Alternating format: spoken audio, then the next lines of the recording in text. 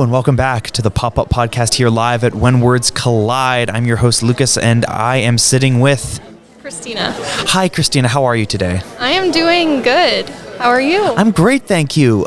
Is this your first time at When Words Collide, or have you been coming before? Yeah, no, this is my first time, but I've had friends who've come here beforehand, so I'm really glad I took their advice and came here myself. All right, well, welcome. This is my second ever time here, so I'm still kind of getting... used to it as well. So are you a writer, or would you consider yourself more a reader? I consider myself both. Okay. I'm a writer, but I'm also a reader. I'm actually the president of the Mount Royal University's Creative Writing Club. Really? Yeah, Okay. So I'd say I'm more of a reader just because I read all my members' stuff. Okay. So it's very fun. That sounds very fun.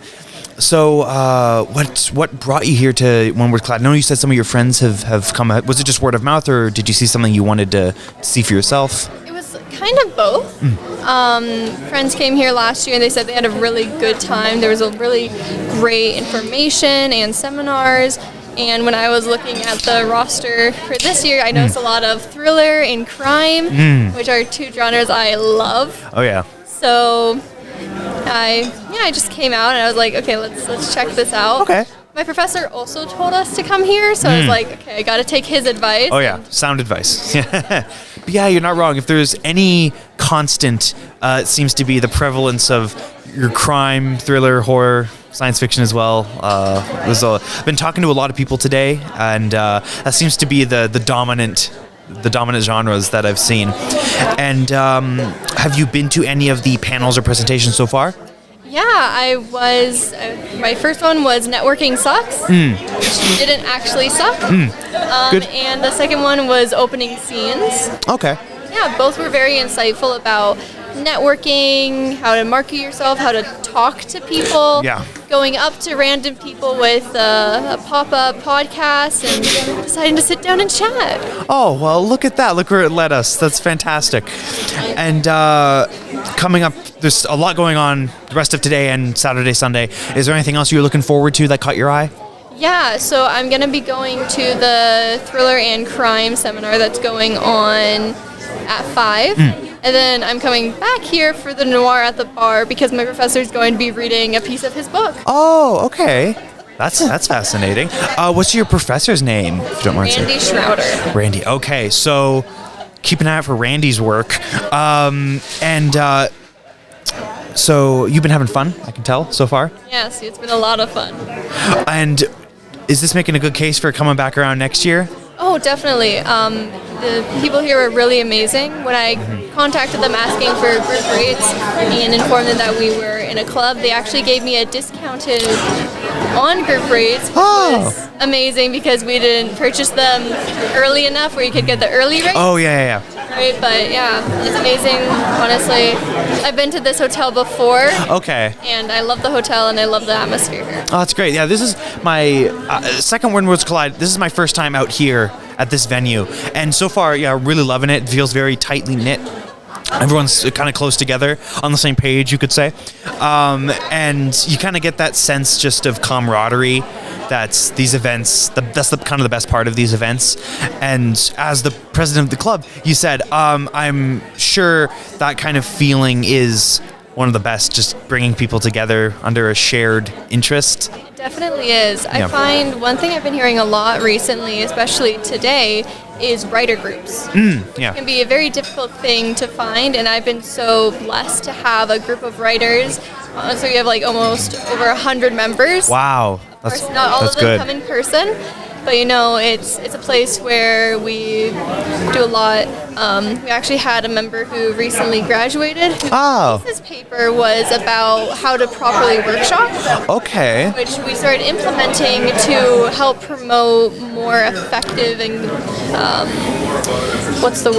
more effective Just editing. Exposure editing. Yeah. Comments. That's great. Fantastic. Seems like there's a lot of fun stuff going on over there. If anyone's at Mount Royal, give it a look.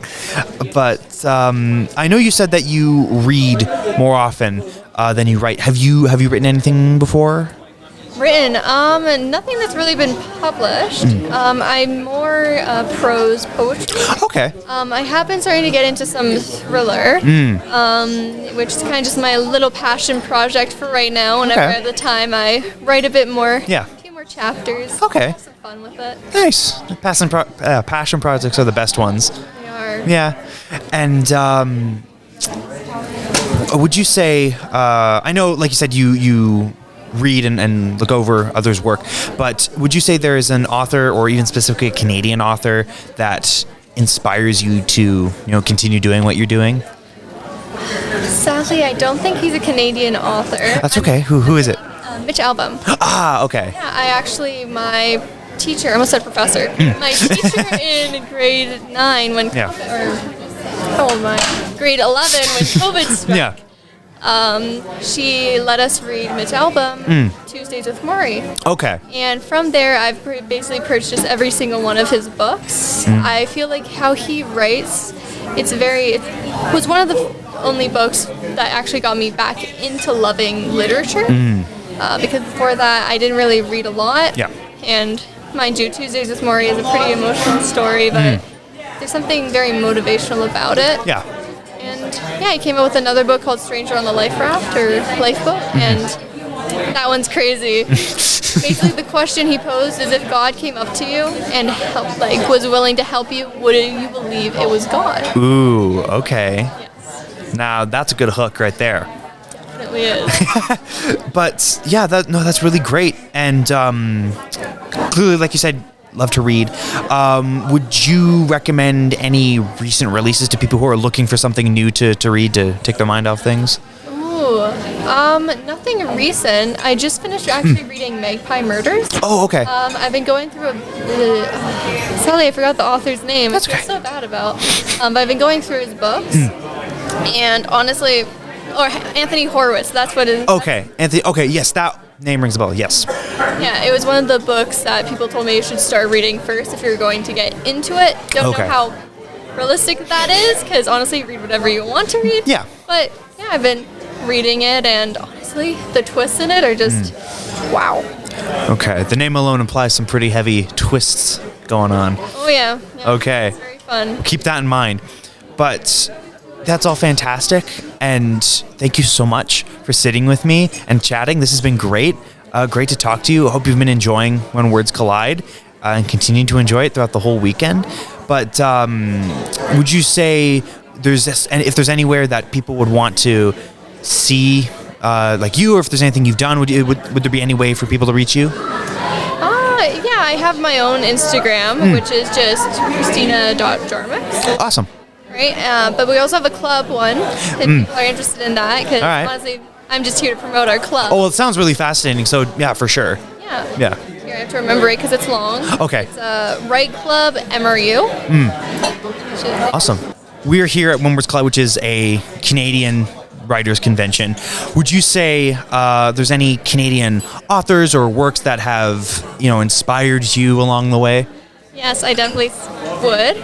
I read them every single day in my club. We have writers from sci-fi to fantasy to westerns. Okay. So keep an eye out on that, because western is going to come back, and I'm hoping it's with a member in my club. Fantastic. I mean, the best stuff is in your inner circle, right? It is. I love reading it all, and even though I'm not that much into sci-fi, just reading it, trying to understand what exactly is going on is really cool. Yeah, and I guess when it comes from people that you know or people you work with, that kind of gives you an extra bit of, I guess, perspective to check it out. And since you know the person, you can think of, okay, so this is where they got that from, or that's how it inspired them. So that really kind of adds a whole new layer to everything you read.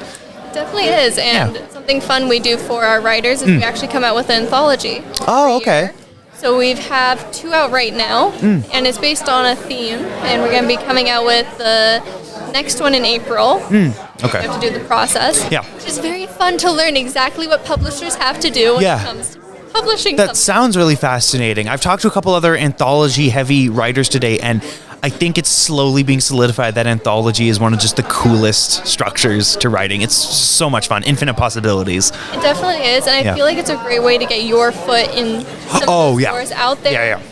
because a lot of what I know, literary agents and publishers want to know what else you've published, if you've published. Yeah. And if you have, even if it's like smaller work, like poetry or short stories, they still love reading those. Yeah, and if it's in a bunch of different anthologies, then you can point to all this different type of short form work. Anthologies on top is what we're saying. That's the point. I don't know if we could say that. Anthologies are good. Everything else is good.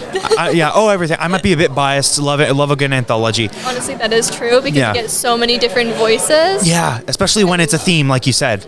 Yeah, a lot of variations on a theme. And I also have to agree with you that Westerns are kind of coming back. They are. Yeah. I mean, Just to put it out there, with the book that one of our members is writing, the question we are posing is, if you taught a child to kill, would that be okay?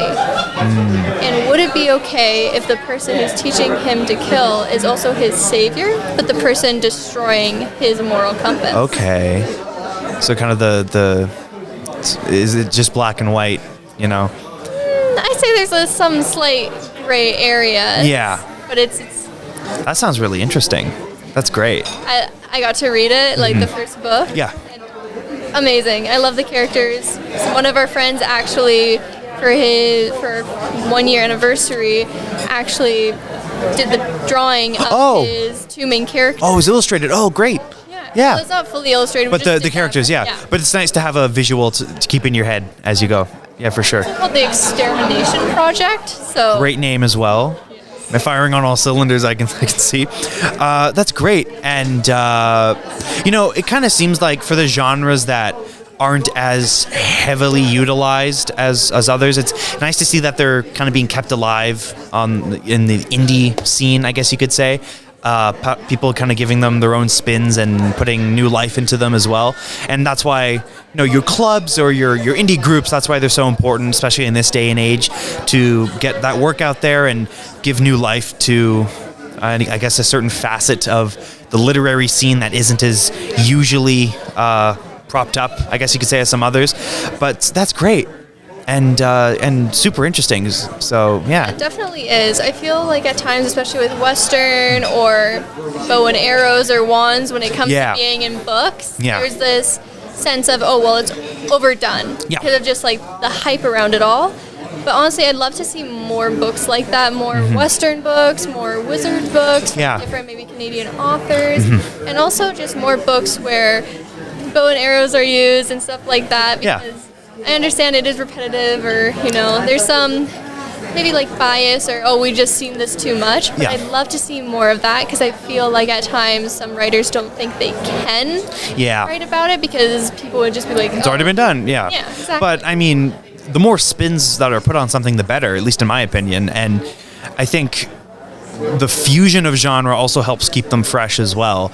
Like, we were so used to kind of that high fantasy style, but I think injecting new life into it by fusing it with something else just adds a whole new level to it all. And I guess you could say steampunk is kind of like science fiction and Western combined, and those kind of gray area genres, that even more important nowadays. Yeah, definitely. I totally agree. And honestly, I can't wait to see what other subgenres are brought out, because all the big stuff has already been completed, and now it's bringing away for all these smaller ideas to now break the surface. Yeah, it's kind of cleared the path for the smaller and perhaps like even more unique ideas to have their time to shine. Definitely. Yeah. And I can't wait to read more of those. Oh, same too. It's going to be very exciting. And thank you again. Yeah, thank you so much. Yeah, this has been fantastic. And we already had an outro because this was kind of spliced into a new question. But I'll take the opportunity to thank you once again for sitting with me. This has been great. Yeah, well, thank you for bringing this pop-up booth to us. Oh, thank you. It's been a pleasure. I'm definitely going to keep going at it all this weekend, because a lot of interesting stuff and a lot of interesting people, yourself included. So thank you.